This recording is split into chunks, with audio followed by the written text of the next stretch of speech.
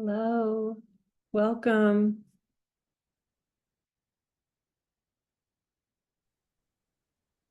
Hi. Welcome. Let me, there we go. Come on in. Welcome to Living Astrology Town Hall. I have no idea how many people will be here today. Because it's so open. People aren't required to be here on time. It's free. There's a replay. Just gonna let in those who are making it now.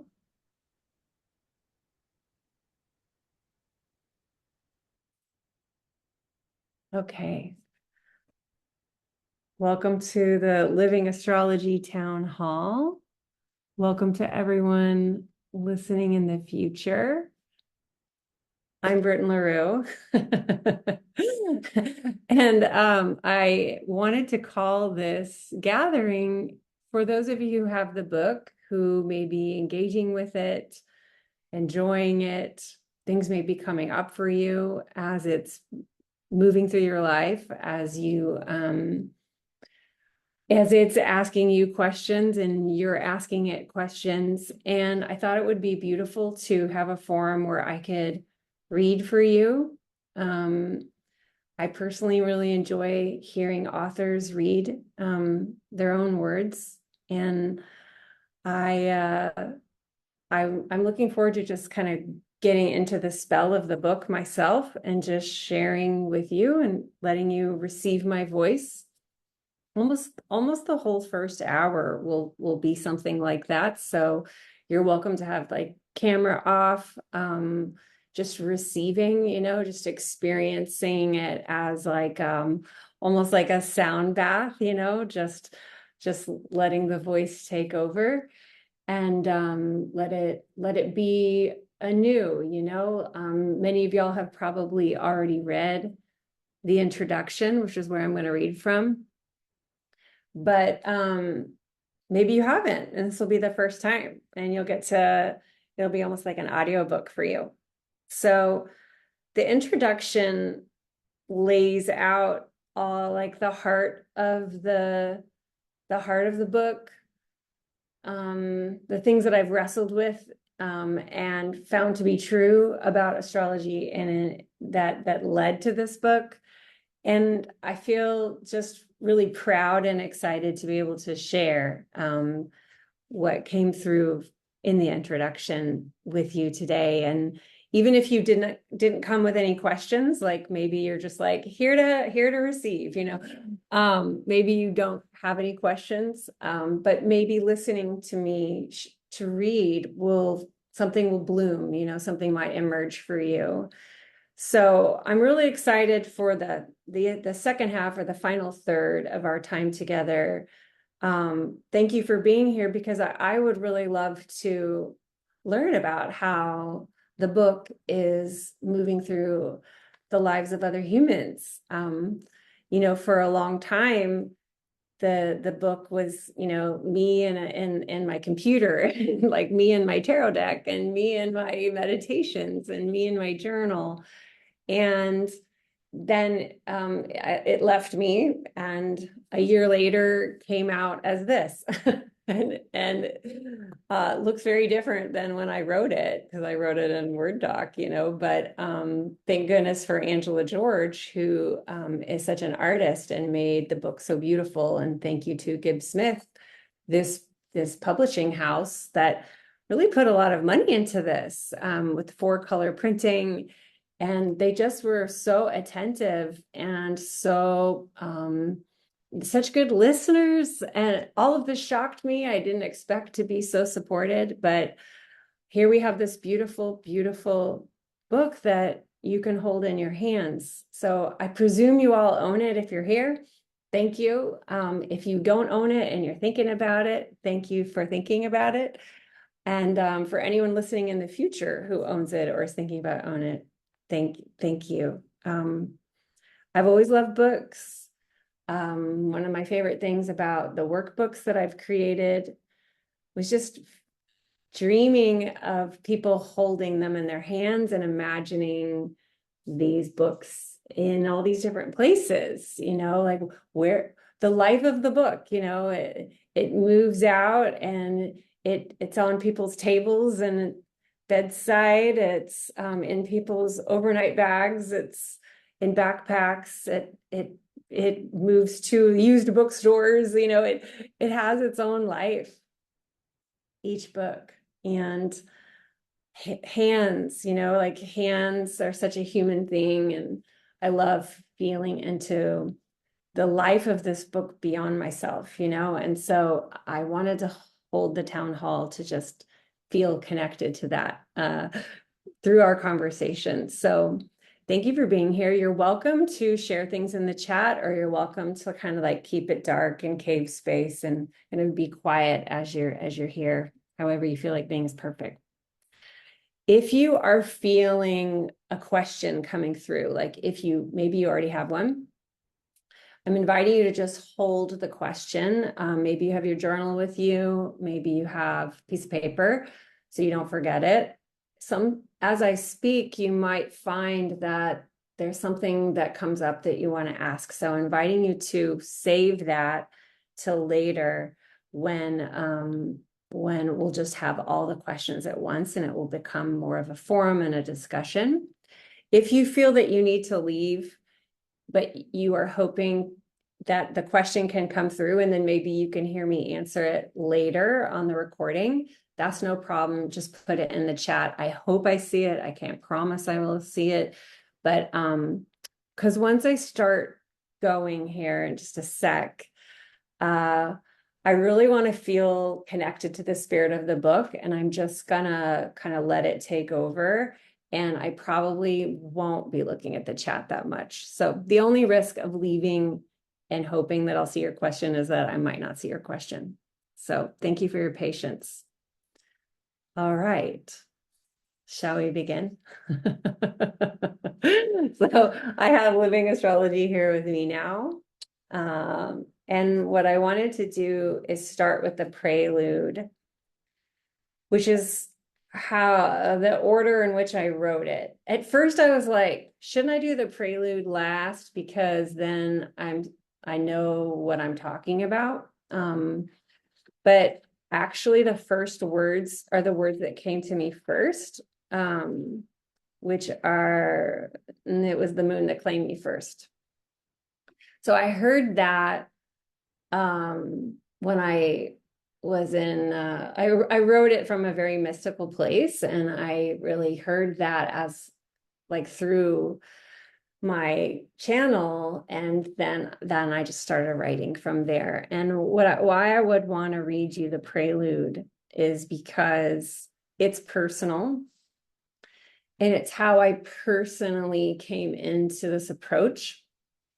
And I just, as someone with over 20 years of teaching, just feel it's really important to be clear about your positionality and who you are as a human who's teaching. Like, we are human beings. We can't separate ourselves from our subjectivity.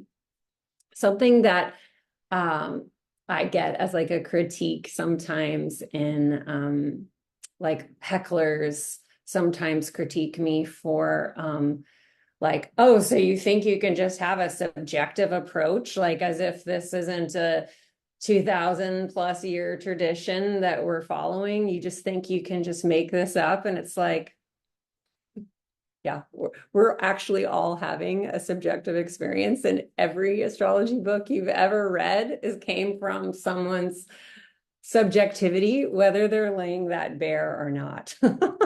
So I don't actually see it as a critique, because I'm interested in unshaming subjectivity in the way we express and relate to astrology. In fact, that's like one of the points of this book, and one of the points of my work as a whole, is inviting us to really let astrology in to the feeling place, to the knowing place, to that subjective place, because as it does so, it creates a home inside of your life. And that's how one lives astrology. This is how it feels to be true to me. So, yeah, I'm presuming that that idea is very exciting for you if you're here, because it is like a stance. It's a conviction that I have around this that can be invalidated by those who would say that you can't make up your relationship to astrology, right? But for me, this feels like a really powerful thing to unshame and to let in. So that's what I'm here for. All right, so I'm going to begin now, and I'll see you on the other side. Thank you so much for being here. The prelude. It was the moon that claimed me first. It was summer. It was 2017. I was 39 years old. I looked up on a warm summer night to see a deliciously swollen full moon. And it was as if I was seeing it for the first time. The moon wanted my attention. It was trying to talk to me. You have to understand that this was fairly preposterous at the time. I wasn't in the habit of monitoring lunar phases. I didn't know anything about astrology or magic or mysticism, nor did I associate with anyone who openly talked about these topics. I spent the last 2 decades in academia and was nearing the end of my PhD studies. I was married and raising 2 kids in conservative Dallas, Texas. But I was in a period of dissolution, loosening and untying the strands of who I thought I was. My long upheld identities were no longer that compelling to me. I had always strived to be good and do whatever I needed to do to accomplish the safety of goodness. For the most part, that meant setting aside my fairly radical opinions and dreams in order to stay protected by the perceived respectability of institutions like marriage, academia, and privilege. But I was looking at my daughters, then 8 and 10, and realizing I was performing an identity I didn't want them to aspire to. I yearned to walk a life of possibility, disruption, and liberation. I was also starting to see how I had made all kinds of life choices in order to avoid feeling difficult emotions like grief, anger, and shame. My dad went to work one day when I was 16 and never came home. He died of a heart attack. 2 years later, I learned that the man I'd been dating and giving all of myself to for 4 years had been openly cheating on me. I was publicly humiliated and betrayed. And between the abandonment and shock of both events, my trauma response was to dissociate.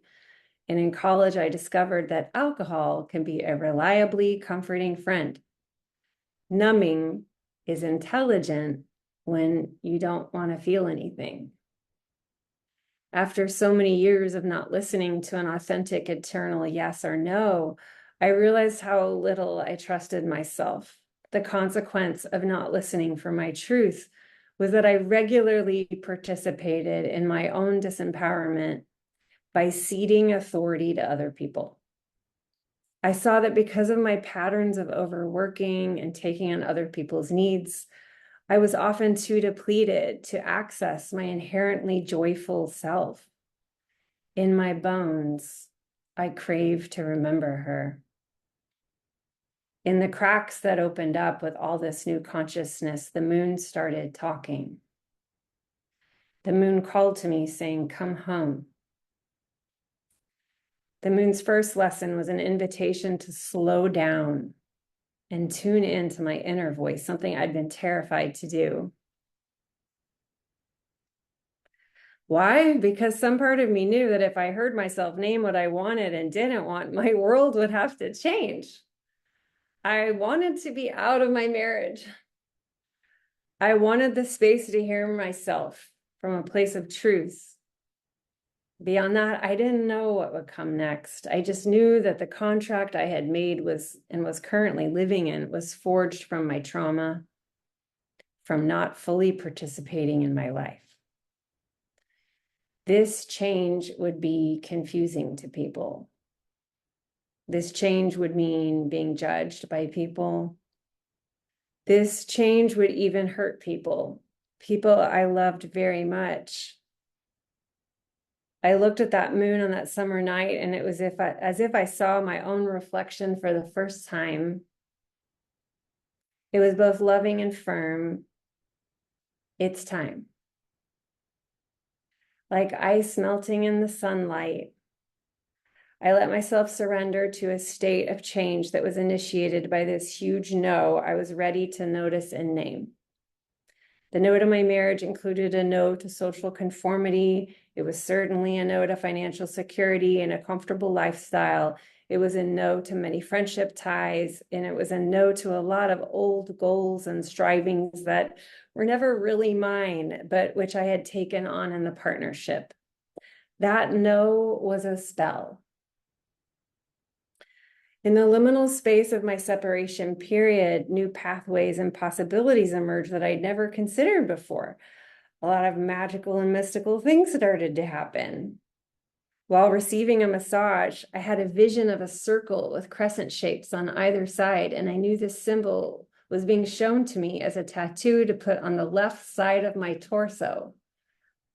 Later, I learned that the symbol is called the triple moon, representing the phases of the lunar cycle. Next, I followed an instinct to learn about the moon from specific teachers who ended up being pivotal to my path as a mystic. And I rented an apartment from a woman who gifted me the tree stump I still use as my altar today. Simply put, that no opened a doorway to synchronicities in ways I couldn't ignore. The first person to introduce me to astrology was my brother, a double Aquarius, who knew I was looking for spiritual tools. He sent me my chart and the links to some astrologers he admired. At the time, I didn't even know that birth charts existed. My chart felt miraculous to me. I looked at it and instinctively knew that I would be able to understand it and myself if someone would teach me the codes. My obsession was initiated. I became absolutely consumed with teaching myself this language. And every waking moment when I didn't have my kids or work to do, I was reading about and meditating with astrology. I came to astrology with a specific set of questions. Is it possible for me to experience new ways of being in my body on this planet in this moment? Is it possible for me to transform old patterns into unforeseen pathways that feel creative, empowering, and fun? Is it possible for me to enliven my life with stories that feel more expansive, open, generous, and buoyant? And astrology answered with a loving yes. And it might be uncomfortable. Take time. Mean letting people have their reactions to you. Mean receiving love in unfamiliar ways. Mean no more excuses. Feel very cyclical and nonlinear. Be bigger than you have the capacity to imagine right now, and that's okay too. Since the moon claimed me, my life has become anything but automated. It's wildly alive. 6 months into my relationship with astrology, I first said out loud, I want to be a professional astrologer, and I want to help people understand how astrology can help them rebirth through change. At the time, people around me thought this was ridiculous. My mom was terrified that I would be socially ostracized and financially ruined. My professors were disappointed that I wanted to abandon my research on the political aesthetics of mid-century popular science. My friends were mostly too weirded out even to bring it up with me. I just kept listening to and living astrology. Within a couple of years, I was prolifically teaching, writing, and reading astrology. I became financially stable, a huge success given I had zero business experience and had never even paid a bill before I said no to my marriage. Astrology has given me more than I allowed myself to imagine back before I dared to look up at that magical full moon. I am the future self that my younger self couldn't even dream of. My middle age is sexy, creative, and mystical AF. My work simply dazzles me, and my partnerships are rich, honest, aligned, and deeply present. This doesn't mean life is comfortable all the time. What I've learned while healing with astrology is there's no getting around feeling. If I want to feel more love, I will need to feel more capacity to feel everything. This means feeling unprocessed grief, anger, and shame. Feeling more means feeling more of all that life offers. I wonder if parts of my story resonate with you. Is the moon calling to you too? Maybe you're at a crossroads in your life and longing to trust that voice inside and follow it. Maybe you're in the midst of huge shifts, whether you initiated them or that they've been thrust upon you. And the destabilization has you looking for a new kind of strength to lean on. Perhaps you've had an ongoing interest in astrology, but sense there's more to learn than the basics of your birth chart and are intimidated to dive in. No matter why you're here or how you found this book, welcome.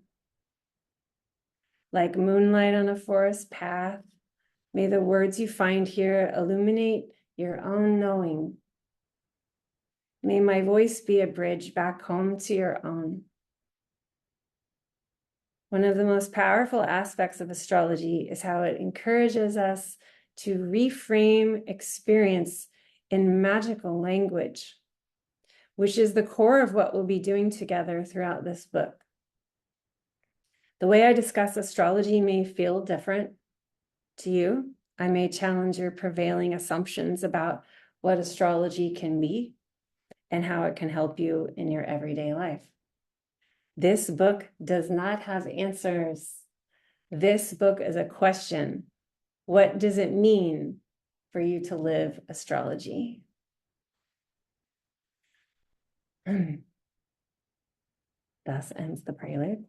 So yes, now I would love to read for you from part one. Part one has two parts.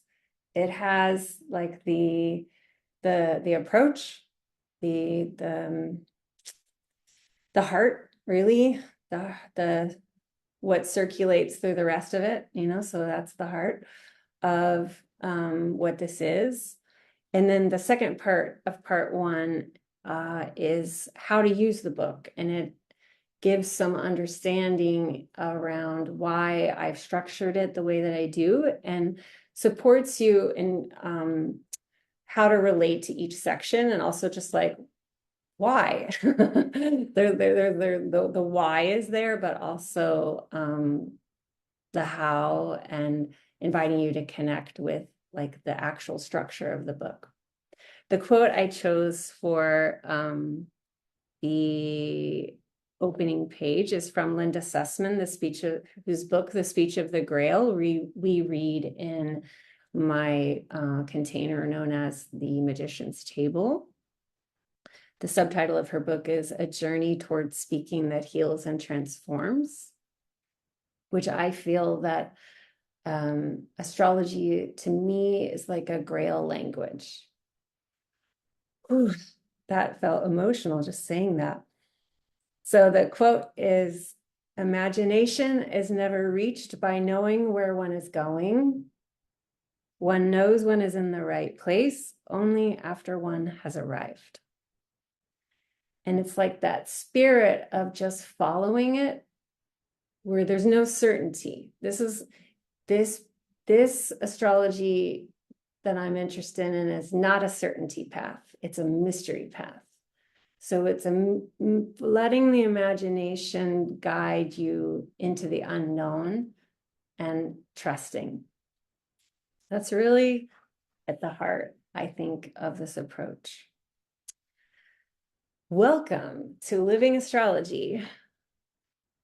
Astrology isn't something that happens to you. It's something you live. It's like pause, hold. That's like a big line. Since unfathomably ancient times, human beings of all cultures have wondered if what goes on above us in the sky might help us contextualize what goes on here on planet Earth.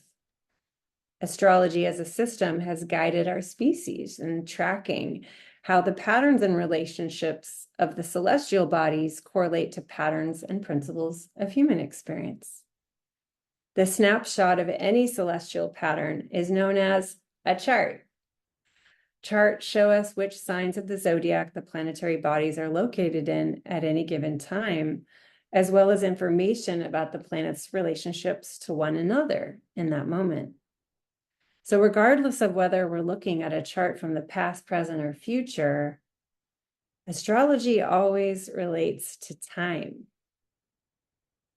Astrologers across history have taken it to be true that the quality and nature of the chart of the moment, something that is initiated, will tell you something of the quality and nature of the pathway of that which was initiated.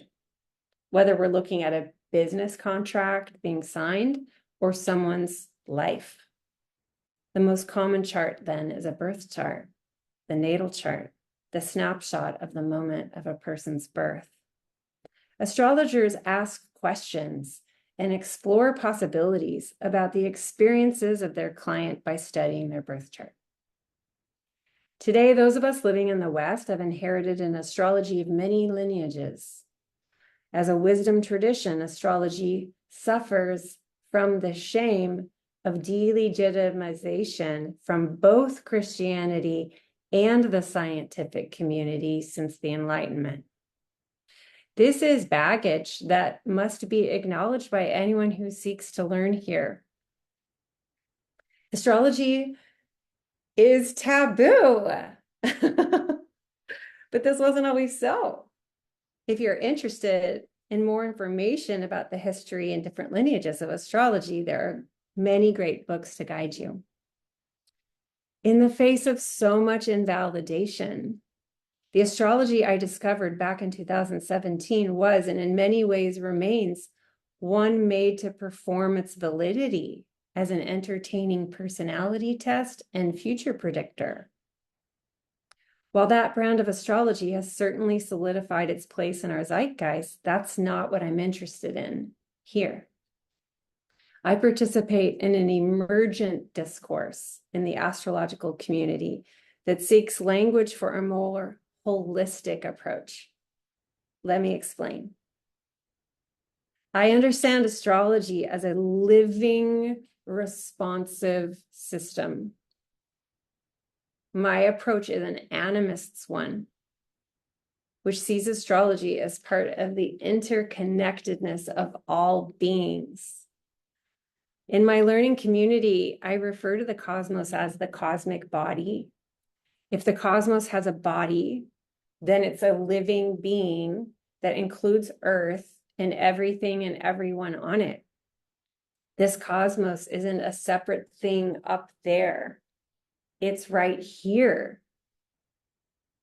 If you live astrology, it becomes part of you at the cellular level, indivisible from the rest of you. And as you make a home for astrology inside of yourself, you become the sky. While some part of you might think I'm just being poetic, there's another you, both ancient and childlike, that has been yearning for an astrology that helps you trust this. Most people come to astrology with an ache. You may not even know how to articulate what it is, There's just something guiding you to it. It's unlanguageable and mysterious. Looking back on my hard and fast love affair with the cosmos, I see now that what I ached for was to build a home inside myself where it would be safe to emerge to rest, to listen, to desire, to savor, to fuck up, to be shiny, to get into myself, where it would be safe to emerge as enraged, to not apologize for my boundaries, to be messy, to not know, to say no, to grieve, to do things queerly, to change my mind. Astrology didn't just help me build a home. Astrology is the home. I built a home inside myself where it's safe to receive the gushing love of my delicious partner, the adoration of my daughters, and the appreciation of my community. I built a home inside myself where I feel worthy to receive wealth and attention. I built a home inside myself where I can trust it's okay to be a soccer mom, a nerdy academic, and a provocative witch all at once. I built a home inside myself so I could share myself with you, because I want everyone to experience the wonder, abundance, and liberation of this language. In sharing myself, I share astrology. Astrology wants to be lived through our stories. Through the course of working with astrology for myself and my community, I developed my own approach to this ancient wisdom tradition, one that I call emergence astrology.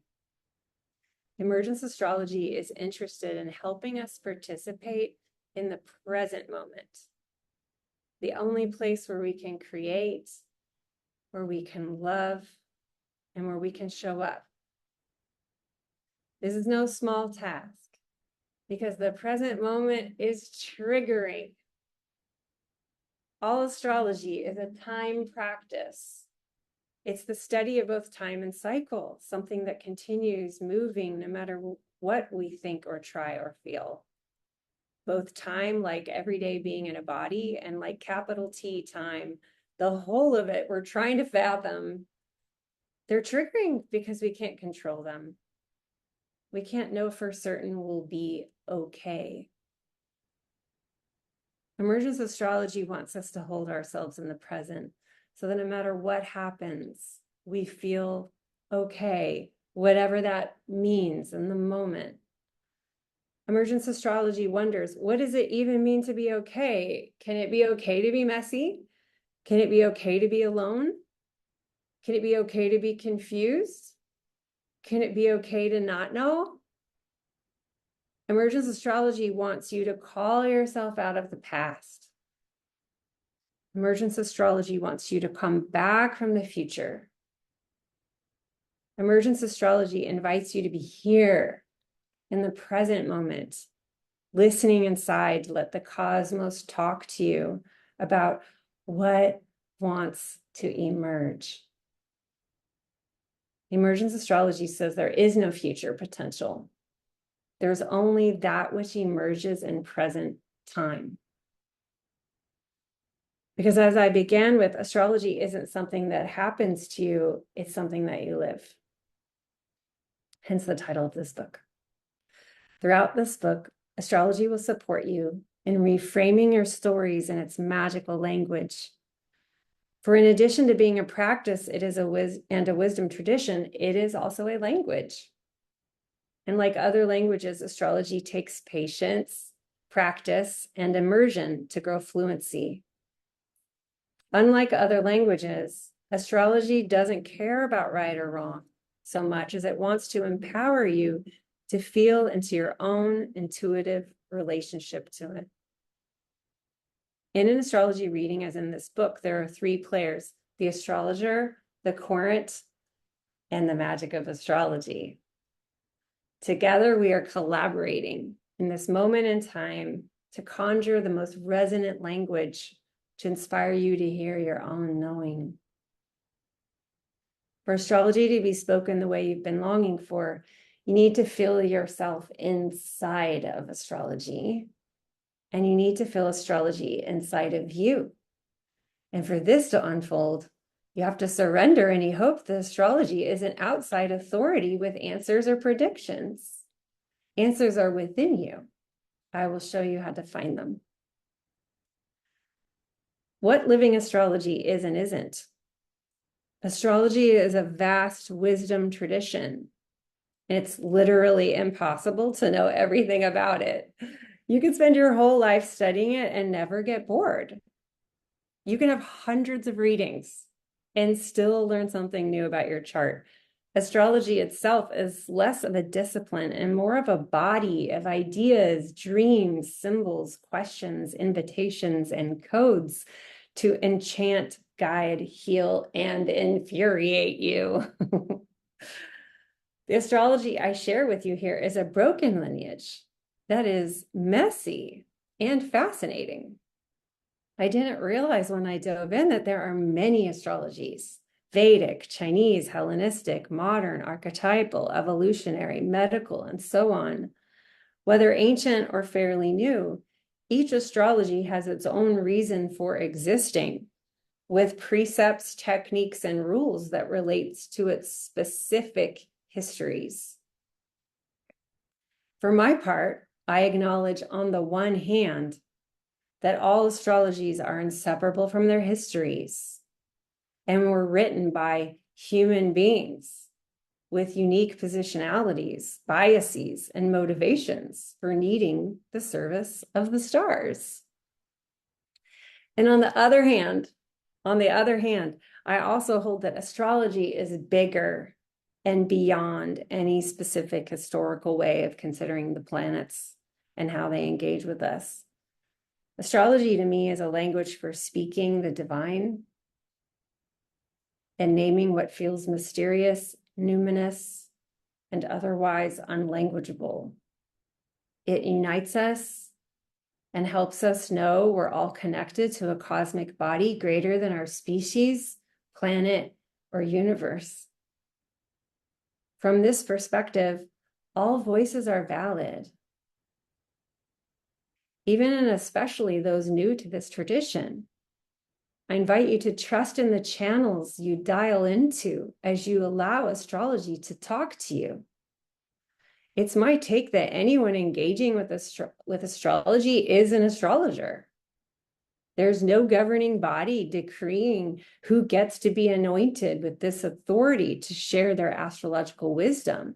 This disruption of our concept of expertise is one of the most liberating aspects of playing with astrology. The way to connect with my kind of astrology is through practices of listening and asking questions rather than through techniques and delineation. The point here is not to get things right or wrong, but to attune to what feels true. I share with you what resonates in my body, mind, and heart as relevant, interesting, and helpful.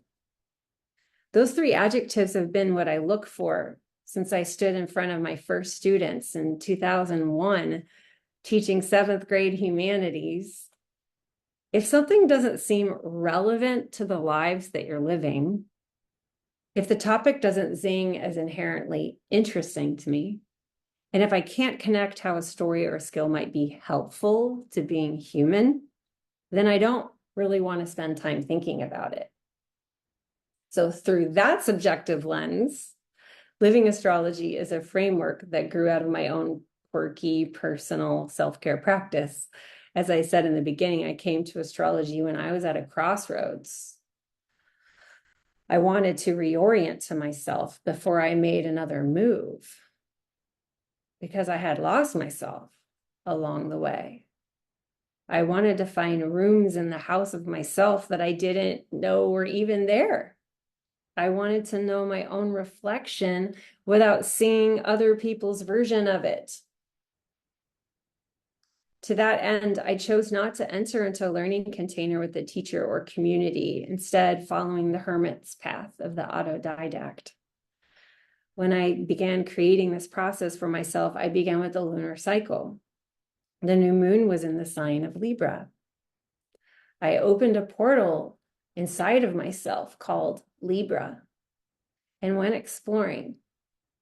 I asked myself Libra things, contemplating deeply what it means to be a relational being, noticing my attachment patterns, and being honest about my struggles to be fair to myself in the face of someone else's needs, and being real about the consequences of my lack of honesty with past partners that was spurred by my fear. Libra helped me open doors to myself that I had been afraid to open for a long, long time. The next month I did it again with the new moon in Scorpio. I walked through a portal called Scorpio, and it was an entirely different experience of self-traveling. And so I continued the practice through the whole year across the 12 signs. The idea of the signs as portals is rooted in my experience of holding deep trauma from the sudden death of my father. To survive my grief, I developed numerous coping patterns, including a very understandable desire to numb myself through drinking and overworking. Across decades, what began as a trauma response hardened into what felt like flaws in my character. Shame and self-mistrust were woven into every area of my life. When I decided I had the courage to heal, astrology found its way to me. For every part of me that wanted to heal and reprogram, there was a sign to help. So I began to see the signs as portals for transformation.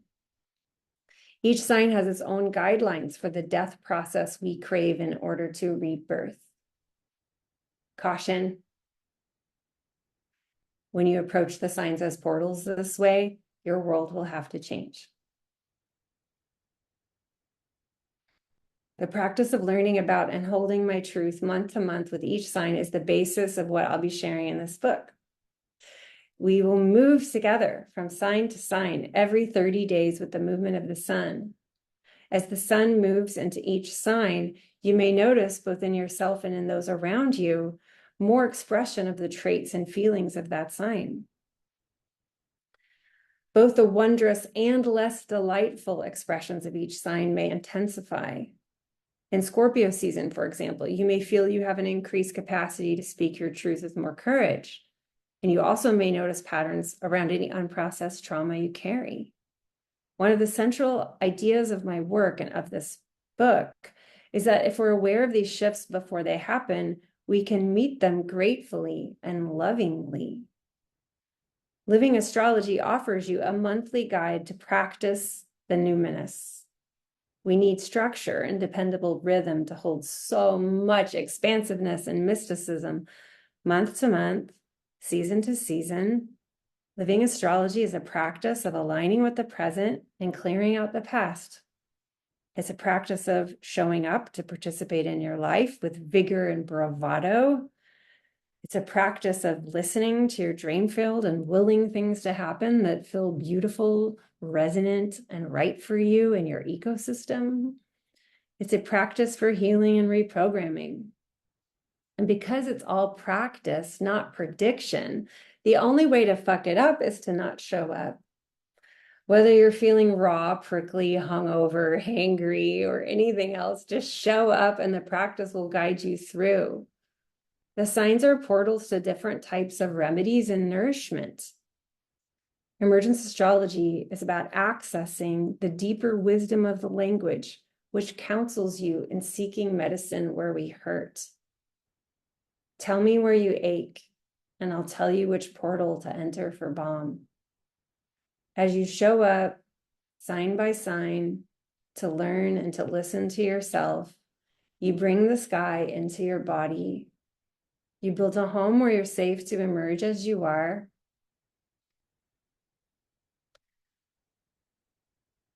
Where you have the space to recognize the exquisite, multitudinous beauty of your own truth. When you live astrology, it starts to feel like it came to us as an outreach program from the cosmos to help us cute, limited humans speak the divine. Mhm. As I began exploring each of the astrological seasons, I didn't need my birth chart to self-witness through the lens of the signs' invitations. And in this way, we can think of living astrology as a chartless approach. Being with astrology chartlessly means relating to it without worrying about your specific chart's invitations. Let me be clear, I'm obsessed with charts. I actively teach students and guide clients in reading their birth charts. Birth charts are endlessly helpful magical tools. But in order to accurately interpret what the chart is telling us, we must first unlearn the misconception that the chart is an ATM for our life's purpose. When we come to the chart with pressure to unlock a purpose or potential, it can become a fraught site for projection. If you come to the chart looking for proof that you're fucked up, you will figure out how to find the evidence. It's difficult to love your chart if you don't love yourself. And astrology wants you to love yourself. Without a deep connection to the planets and the expansiveness of astrology's language in a chartless way, we are limited in how supported we can be by our charts. Living astrology chartlessly helped me see the signs not as a map of the future, but of my own heart. For me, living astrology is a daily practice of checking in with myself to sense what's going on mentally, emotionally, spiritually, and physically, month to month. We will do it solely through the lens of the sign the sun is in, and you don't need your chart here at all. In the past decade, our culture has become accustomed to what I call sun, moon, rising astrology. This is a perspective that encourages you to get to know astrology through the big three, we say, or if you have more than one sign for one of those three, or if you have the same sign for multiple, then you maybe not three. I love sun, moon, rising astrology. I fell in love with this language through sun, moon, rising astrologers like the brilliant Chani Nicholas. In my own chart, I'm a Pisces sun, Capricorn moon, and Aries rising. Learning about the quests and struggles for each of these three is absolutely life-changing when I needed astrology to help me see myself. There's no question that when you are dominant in any sign in some way, whether because that sign is one of your big three or because you have multiple placements in that sign, it's crucial to spend time building a relationship to that sign if you want astrology to help you with the experience of being human. While all this is true, I still think we're losing the bigger experience available to us when we rely solely on the chart for astrological authority. You are deeply nurtured by spending time with signs where you have no placements. Those may even be your favorites of this book. So I propose we draw down the whole of the zodiac and live all 12 signs equally. I want you to temporarily release your identifications with certain signs and explore the truth that you are all 12 signs. What happens when you think you're only one specific sign is you surrender all the personal exploration, self-actualization, and skills building that every other sign represents. Maybe you think it would be inauthentic to act like someone you're not. The pushback I often initially get around this idea has to do with identity. Who am I if I don't stick to a certain identity? But identity isn't a constant.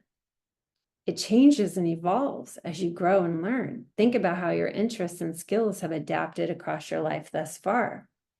I'm proposing that any sign you're not acknowledging in yourself and building a relationship with is a part of you that is unseen. You have it in you, you're just ignoring it. What if authenticity isn't about fine-tuning a set identity or about cultivating a repertoire, but instead about cultivating a repertoire of responses to the world, such that you can trust that you have the skill to play whatever role is most exciting and appropriate in the moment? What if authenticity is self-creation, moment to moment? The 12 signs provide you the creative skills to become any image in your imagination. Have the audacity to claim all signs for yourself. Let yourself be the whole sky. Learn by practice, live in wonder. I have found that astrology is meant to be learned and lived holistically. This is why each chapter of part 2 offers not just information for you to think about, but also a set of invitations for you to engage with in your daily life. This is also why I don't provide a long introduction to astrology before you dive in. You will learn by showing up. You will learn through practice. The word practice can have a connotation that feels boring, like, ugh, I have to practice the piano. We get this idea that practice isn't the thing to do that we want to do, but it's like a thing we have to do until we get to the real thing, the show, the game, the final test. In this book, I'm referring to practice as a rhythmic way of showing up in devotion to what you care about. Like, think about your meditation practice, your journaling practice, your running practice. When we evoke practice this way, we feel affection for it, for all the things that come to you from showing up. Living astrology means to actively apply astrological, esoteric, symbolic, mythological, and imaginative ideas toward a discipline of showing up for yourself in everyday life. Every day is a new practice. You get to begin anew. Each day you show up as you can, as you are, based on your current resources. And that means that showing up will be different every day, every season of the year, every cycle of your life. There is no bad practice. There's only what is here now for practice. You already know the signs intimately simply because you're a human being. There's no need to memorize information about the signs.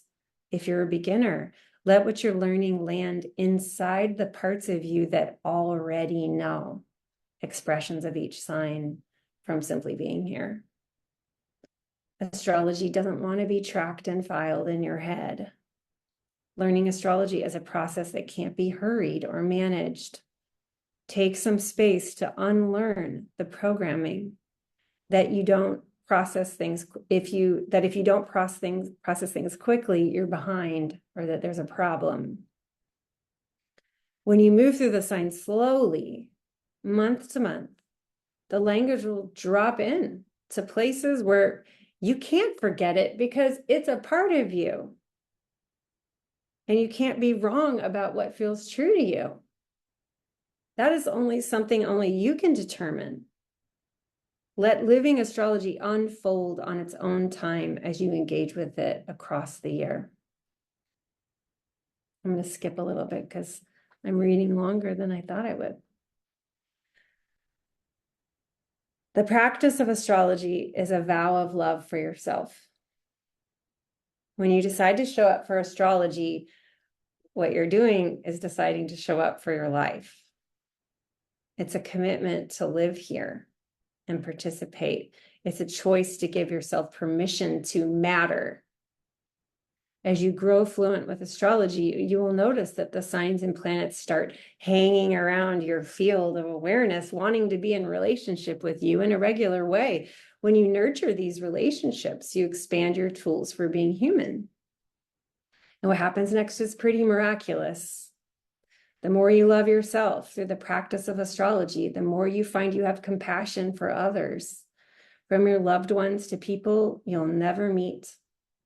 In the humility of radical self-acceptance, you find the humility to accept other people in their own messy wholeness. Astrology is a love practice. Astrology is a healing practice. Astrology is a wonder practice. So what does it mean to live astrology? Everyone who engages with any aspect of astrology must grapple with one very important truth. How astrology works so brilliantly is in large part a mystery. The fact that astrology is impossible isn't the astrologer's fault. To enjoy the experience of astrology, there's a required surrender to the ridiculous wildness of it, the implausible weirdness. This isn't easy. It can be profoundly uncomfortable. But some part of us knows that letting go of logic is important. Some part of us knows that surrendering certainty is nourishing. And after submitting to this important, nourishing nonsense, what's left is wonder. Emergence astrology invites you into a daily microdose of the preposterous, to dream a new world into being. Showing up as a gift to yourself, one that requires radical openness. Openness to love and to pain and to the improbability of astrology's wonder. To live astrology means to live in wonder. This final section, healing your relationship to time, is kind of the heart of my work. So I'm going to read a little longer than I thought I would. I want you to trust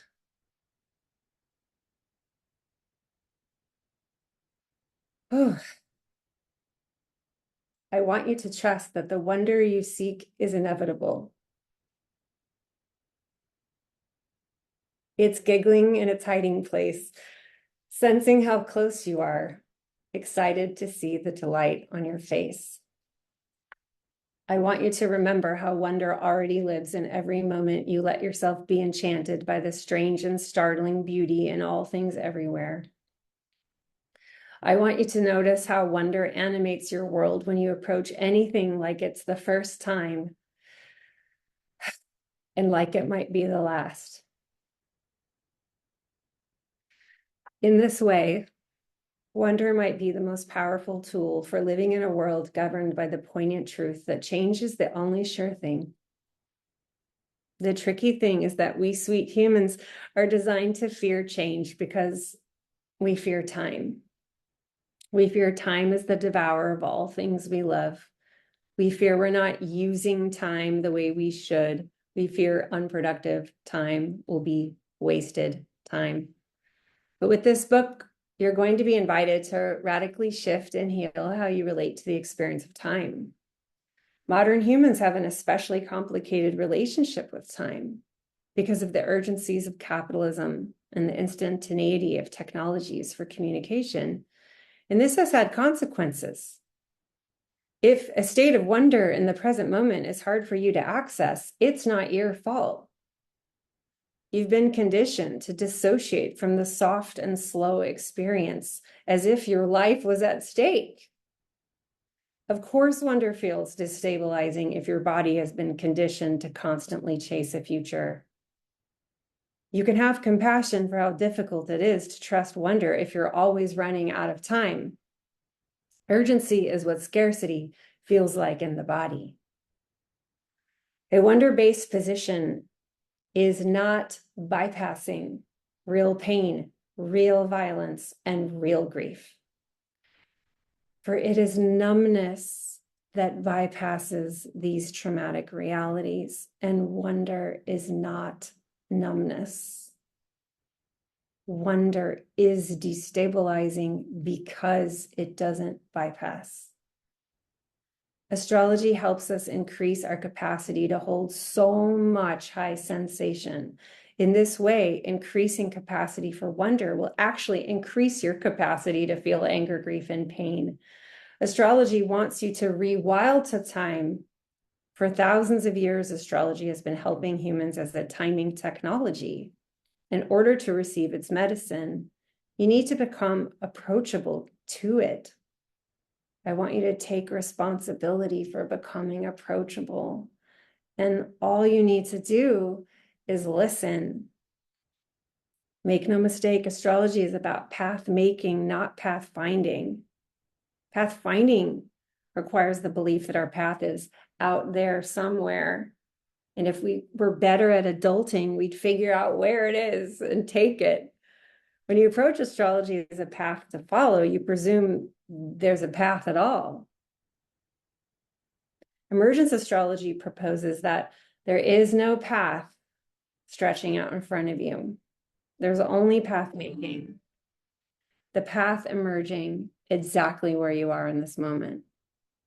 And over time, as you live emergently, You know in your bones that you're not trying to get to a future. Rather, the future is trying to get to you. Earlier, I said that this book does not have answers. This book is a question. Do not presume to have answers until you go within to let them emerge as your counsel.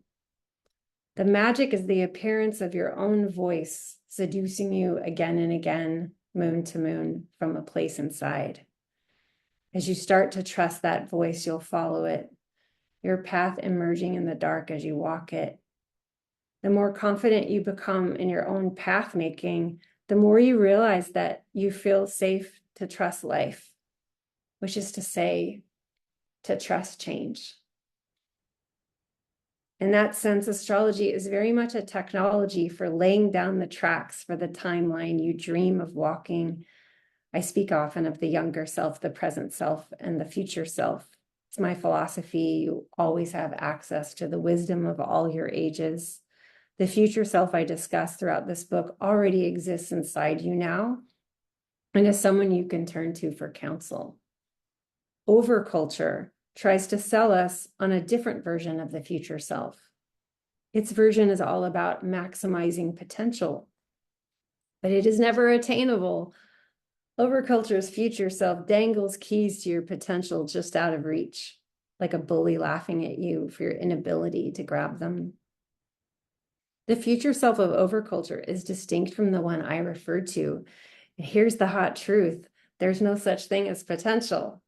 There's only emergence. Potential is the same performance-based, results-based urgency that separates you from the present moment. Potential is a fantasy that shames you. Potential feeds on attachments and expectations, which bring you disappointment and grief. Astrology wants you to stop engaging so unkindly with yourself. The planets embolden you to love yourself as you are now. The cosmos reassures you that you are right on time to learn this. This book offers a cyclical approach to time, one where time unfolds and unfurls rather than plods on. We will work with the cycles of the two luminaries, the sun and the moon, and their cyclical wisdom will support you in repairing linearity and urgency. Listening to yourself as you conspire with astrology through its cycles, you begin to notice that you belong to the moment that you're in. You belong because you are participating in the emergence of your life. Astrology creates a home for belonging to the present. It's a common feeling to regret that the empowering change you're currently experiencing didn't come for you earlier. But in Living Astrology, you see that there's an inherent intelligence behind all the reasons your younger self did not have the capacity to grow the tools you are magnetizing today. And in this way, everything unfolds precisely on time. What if you could trust that everything you're experiencing couldn't have happened any earlier or later on your timeline?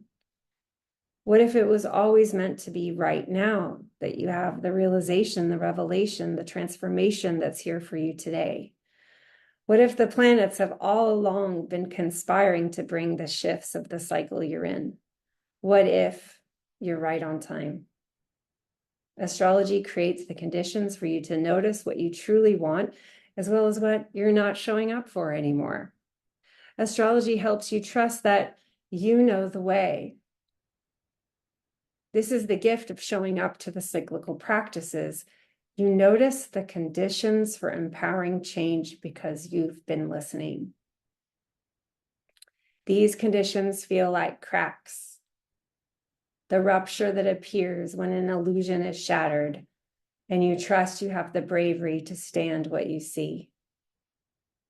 The gap created when paradox is welcome and you let yourself be exquisitely complicated and undefinable. The fissure that breaks up your shame so you soften into compassion. Cracks are magical because they create a doorway to receive what you're ready for. These are openings you might not otherwise notice when you experience time in an automated linear way that urgently demands consistency. There's a portal appearing for you right now as you read this. It's the universe flirting with you in response to your curiosity. Let me be clear. This courtship with astrology is utterly dangerous because it has consequences. Your world will change, and in changing your world, so you will change mine. Thank you. Thus concludes the reading portion of the town hall. Thank you for listening. It's such a joy to sit inside the words. Yes, so then the next part is the navigating, which is the actual engagement and where you like get messy with it. And whether you experiment with everything, whether everything I just said is feeling true for you, or whether some of it you want to toss out, you know. The whole book is take what you like and leave the rest. Please amend to your style, to your aesthetics, to your cosmology, to it's really my dream is for the practices that I share, everything that I share, to be a flexible, moldable template for those who engage with it to make it their own. Because in that way, you are more approachable to like how it wants to talk to you to come through. So yeah, I'd love to open it up to y'all. Some of you may have come with questions. Some of you may have felt some questions emerge from the reading.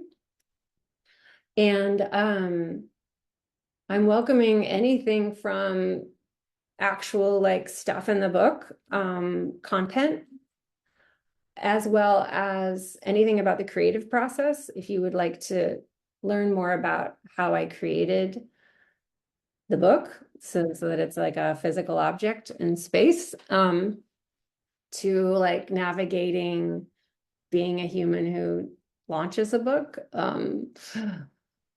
anything that is like in the field around living astrology, I'm welcome in any of those questions. So what you could do is, it's a pretty small group, but I think if you could raise your hand, that way I could just go in the order, or if you just want to put your question in the chat. Let me say first that this will be available for folks as a replay. It's going to be on speaker view, so it's going to see me the whole time, except if you unmute. If you don't desire for your face to be visible in a replay, then just feel free to keep your camera off. And if you even want to change your name, of course, that's fine. I just want to make sure that you know that before revealing yourself in any way. And if you'd rather put your question in the chat, I can read questions there. Yeah,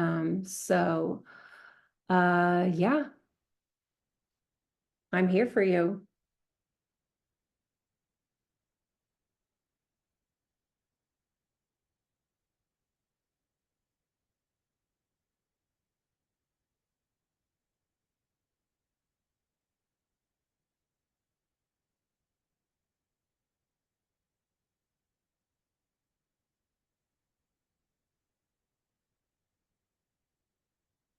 Yeah, Shay, hi. Hello. Um, so first I want to first I want to share a couple of things that I wrote down as I was listening to you, and there's not a question at the end of that bit. I just kind of a reflection that I wanted to reflect back to you.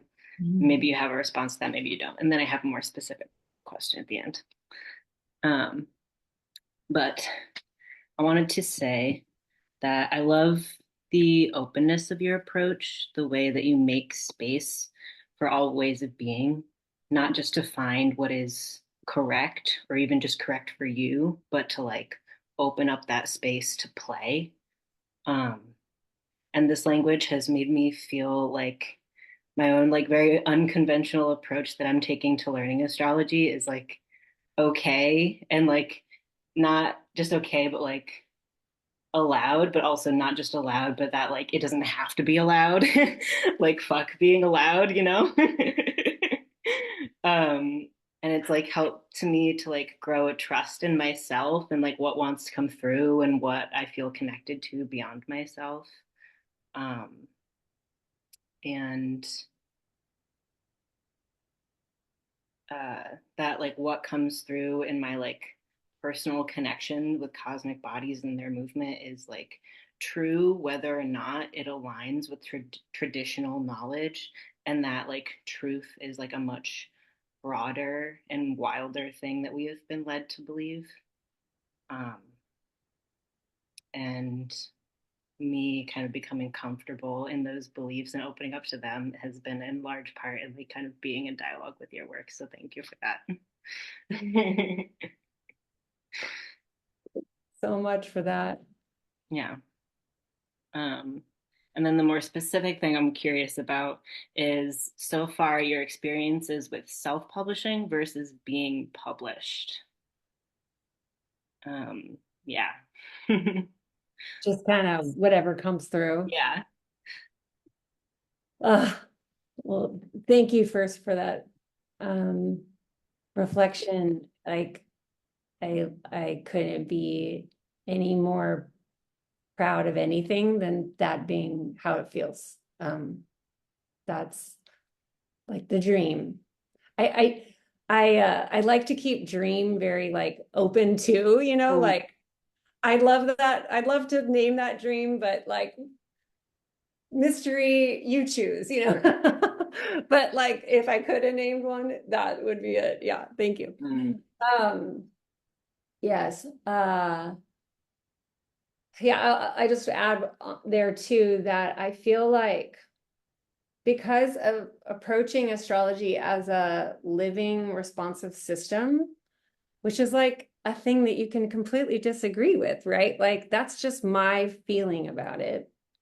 I feel that astrology would like us to trust that it will um, be here for what humans need now, and that mm, it has meant what it needed to mean for humans in any time and timeline. And thus, like for me, this feels like part of a allowing, you know, the permission is like it feels to me that astrology like is excited to relate to us in the ways that it would be the most appropriate and helpful and exciting and alive for us who are living in this moment in time, you know? mm, So I like to just throw that out into the like discourse field because, you know, definitely something people can disagree with, but it feels true to me. So I'll share that too. Thank you. But yeah, self-publishing was so important, having come from a very like heavy place, which is academia, and just the sense of like how to get published and who is going to validate my written word or my work. Oh, will it be validated? Maybe it won't, you know, just this kind of feeling like I have no power here. Like my success is completely up to these people who don't even know me, you know? So self-publishing just was such an important move for me because it was like, I'm not waiting around, you know, just like I have things to say, whether it's 20 people that want it. I couldn't even fathom then like the number of workbooks I've now printed, but it just it had a life of its own as just like I have words to say and I'm not waiting around for anyone to validate them as worthy of being put in print. And that was just such a magical spell for me because the self-validation like had its own life then, and then it just kind of fed itself. Yes, getting validation from readers was important, but not nearly was it as important as me just finding out like, oh, this is possible. This is possible that like I can do something, it can become bound, and then it can leave my space and go be in other people's homes. And I didn't have to get anyone's permission. I could do it according to my standards, and I can be the boss of this. That kind of, I just had never considered that I would be someone that could be entrepreneurial. Never, and this whole pathway has shown me that like entrepreneurial is actually like very in resonance with who I am. I just like the way I saw that word, or the way I always had an ick feeling about the word entrepreneur, like those people, but turns out what I needed was that kind of self-leading, self-direction, self-permission. And that just opened up my world. So this was different in the sense of they found my work. They asked me to submit the proposal. The whole time I'm navigating my fear that these people will not treat my work as a treasure, that they are going to want me to like speak in a way that isn't my real voice, that just I kept anticipating not being supported. And the work for me with this one is just to keep coming back to trusting. What would it be like to trust that I will be supported? Maybe try that one.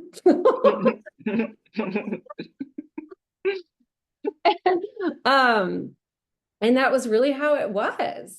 Like there were some times where I was like, I don't think that they hear what I'm saying, but not in the important ways. In the important ways, they really wanted me to dial it up. And now I don't have that story anymore, that I can't be supported by like people who can decide if they're going to print your words. And so now that I've had this experience, it is really nice not to like manage like printing and like the hard copies and all the closets of my house. And like printing labels and like I'm still doing that, right? Still in a workbook business. And it is my pleasure to I do it all myself, but watching how that happened, where like the Word doc left and then I just sort of magically appeared, on Amazon and in stores and stuff. Like that's pretty nice. So, it's pretty nice having people be like, oh, do you think that you could clarify this, because it's not really clear. That was really nice, where self-publishing, the pressure is on me to edit it and make sure I like tighten it all up and I haven't missed a spelling mistake. There's still spelling mistakes in here, but it just was pretty great to be supported. So, but I needed both experiences. I'm glad I've had both, Yeah. So I hope that was helpful. Yeah, no, that was great. Very, very interesting, because I like my deck is being closer to being published, and I'm anticipating the boxes of tarot decks in all the closets and stuff. Yeah, I'm like, oh boy. it's everywhere. What you can't see on the other side of this desk is like packing materials and tapes and scissors, Yeah. Thank you for sharing. Good luck. Thank you. It's going to be great. Awesome. I'm going to come back. I saw that some came through in the chat. Is there an opening type of thought process or mantra meditation for each morning to kind of open yourself up to emergence? Yeah, Lindsay, what I do is I journal every morning. And I buy these huge journals. And so I fill these about every 6 months. And I just start with, I like to name the moon I'm under, do it your own way, right? But I like to say, under a Leo moon, I dreamt of, and I'll name anything that I can recall. And then I name what's emergent. So it's usually about the day before. and this feels like a sacred devotion to finding the stuff of my life being important.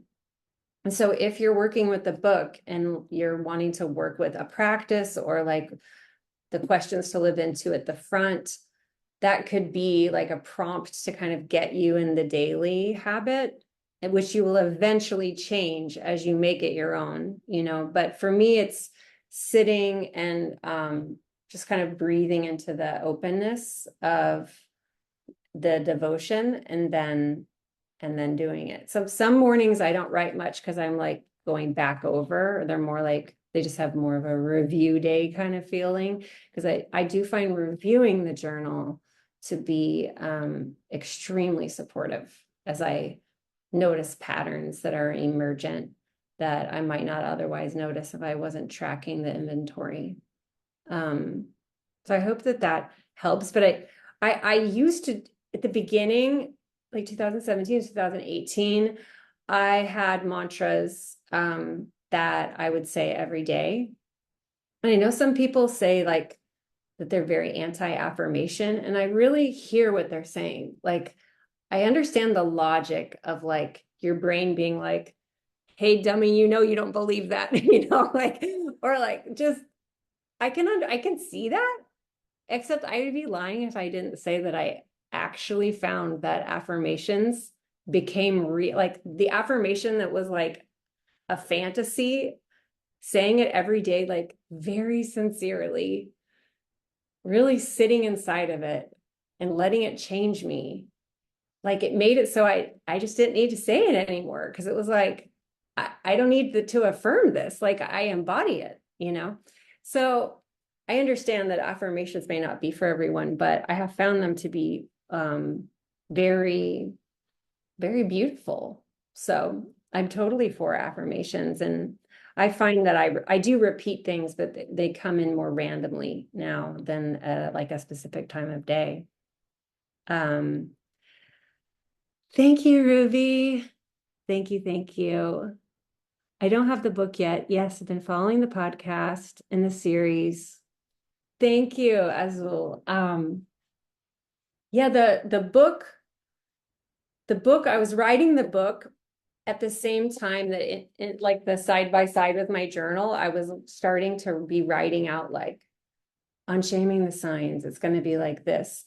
And so it's interesting because as you're reading this, you can feel and even find passages that are part of unshaming the signs, but I hadn't officially started it yet. I hadn't announced it yet.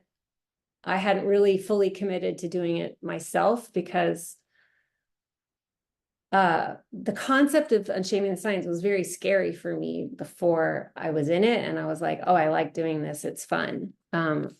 Because I was just like unsure that it would resonate with anyone, or that, you know, maybe people would find it offensive, or I didn't know.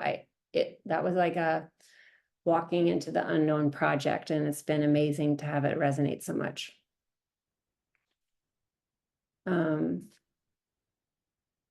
Any other questions that want to come through? Yes, Azul.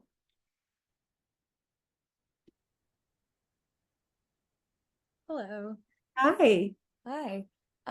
My question is, uh, you were mentioning how you were working on unshaming the signs at the same time as you're writing the book.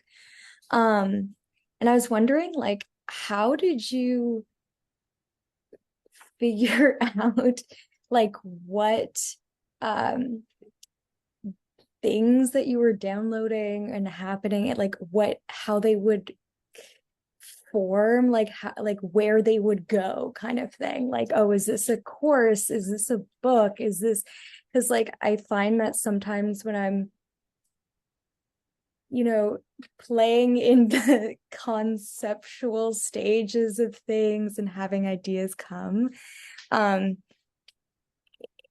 am working with like multiple different ways of expressing those things, I can get tripped up over that part of it.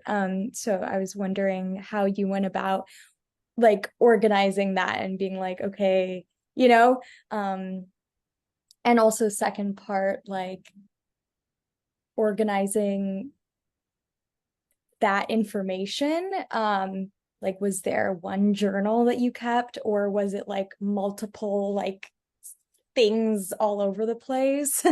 Yeah. Thank you. Well, I keep everything. I don't do multiple journals because I found then I can't find things. I see everything is connected. And so it's like I made a section of my journals like inspiration, and then it's my notes because someone's giving me a reading, and then it's my notes from when I'm leading something, and like maybe my students are saying like really cool things, and cool things are coming up, so I'm kind of jotting things down. It's all mixed up so that I can see like the web of the interconnections of my life, building things in.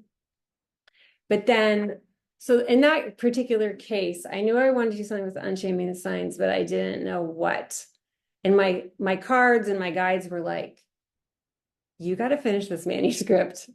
You're not allowed to think about unshaming the signs. Like, just because what was happening is I noticed that every single section, what I really wanted people to feel is self-trust and permission.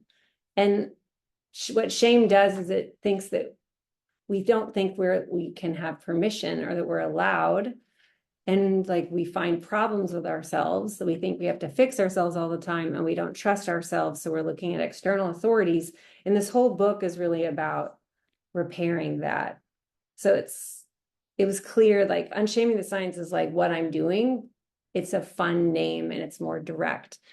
But you're not allowed to think about that right now, Britton, because you got to write a manuscript. That's what it was then. So I finished the manuscript. It's like December 2022. And I have a future self practice. Those who've been in moon to moon class or seeding the year class have heard me talk about this, that especially when I'm like, I don't know, maybe I'm getting a little nervous about the future, like what am I supposed to do? And that I turn to my future self in meditation and let her just help me what to do now and what could be useful. My Capricorn moon likes to be useful. And I was nervous about like, I don't know how to be a person with a book launch. I don't know how to do it. Yeah, I was starting to just panic about March 2024 when the book came out. And so I did a meditation with my March 2024 future self. And I was like seeing her. And I was like, what could be helpful to being where you are now? And what I saw was an Instagram feed full of like a aesthetically kind of clear project in it with a year's work, so backwards, someone going backwards in time would see Pisces, they go scroll Aquarius with Capricorn. I saw this picture of this project with the signs, and then some part of my brain connected and was like, is this unshaming the signs? And then I just saw like, it's an Instagram project. And that way, when people find me, when they just find the book, they'll go to my Instagram and they'll be able to understand who I am and what I care about and like what my ethos is and what my vibe is and what I care about and what I don't care about, because it's just going to be stacked with like me, like my voice, and like if someone's into it, like come on in. And then I was thinking, then I saw this idea that I'll do a monthly workshop, so the tiles will be like promo for a workshop, but it's really actually about Instagram, is how Unshaming the Signs always was. So that and then it was really great because my future self gave me something to do. Like while I sit around and wait for March 2024, like I'm busy. I got to do this Unshaming the Signs project. And it just always felt like something I was doing in service to this me that was going to be whoever that is going to, Britain version, who's like got books that are published. And then, of course, it ended up being such an incredible gift because it just happened to align that the astrology podcast interview came out right when my book did. And that people who saw that episode could then go to my Instagram and go find the Unshaming the Science tiles. And it just all worked out really, really well. But that's an example of like, usually when I have a project, but I can't see the structure, something's going to drop in, but I just don't know when. And in that case, I did a meditation. Here it is. There's the vision. And that's how my mysticism works, is like I sit in darkness until it arrives. And then it arrives and it's like super clear. And I know what the instructions are. And then I go. And so what helps me there is I don't like to waste time when I haven't gotten the instructions yet. So I don't know if that resonates for your practice, but like, I just like to be very efficient. And it helps me not be inefficient trying to push something that's not ready yet. It's going to come through very easily if I just trust it's going to show up. The structure is going to show up. I just need to be approachable to that moment rather than trying to like force this, you know? And I just, the more I trust that, the more I just let that run my business, and everything just like seems to go much more easily than me trying to make it happen. I have a framework called intentions as sentient beings. I also think of projects as sentient beings and like classes as sentient beings, where they can talk to us, but not maybe what in the timeline we want them to.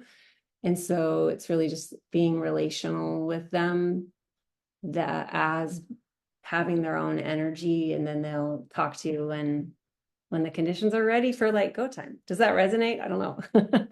Yeah, it does, because I also cannot separate like an artistic or like teaching project or workshop from like the marketing aspect of it. Yeah. Like it's all a part of the ecosystem. So I love that that's how it also came through for you, and how your guides were like, don't focus on this right now, like leave it. I'm sure that was like hard to trust. I find that for me, like just prioritizing things and like being like, I'm gonna put this down and focus on this thing only right now, that's challenging. And also seeing the image of the full feed kind of thing is really interesting, because I think I get those and I freak out a little bit, and so sometimes the image that comes, or like the thing that comes, is like the tiniest step thing that I can really easily overlook. So my last question is, when you saw the image of the feed, what was the first thing that you did to bridge that gap? So I would say the first thing I did was I figured out when to share it with my students as a presentation, to kind of like give myself a deadline. Well, first of all, the zodiac provides a great deadline. I knew it would have to start Aries season, so I had a few months. So I set up a time in February with my students where I made a slideshow and laid it all out. And that forced me to have basically a month and a half between that presentation and Aries beginning. So I had to get the philosophy set up so I could talk about it. And then I had a month and a half to kind of like let it move around from that experience. what I like to do is give myself deadlines basically to kind of,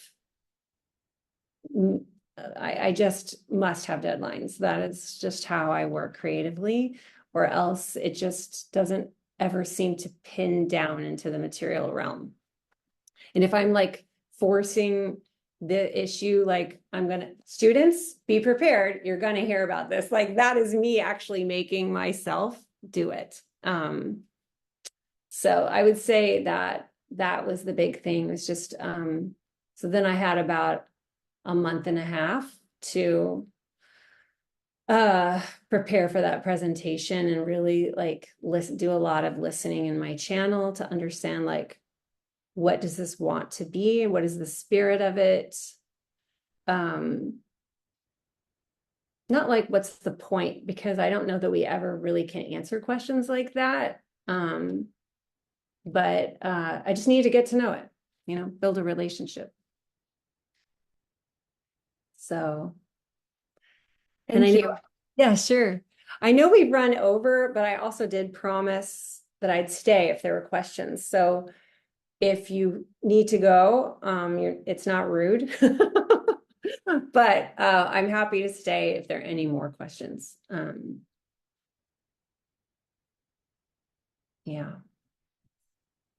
Thank you, Melinda. Yeah, it felt really special the way it all worked out.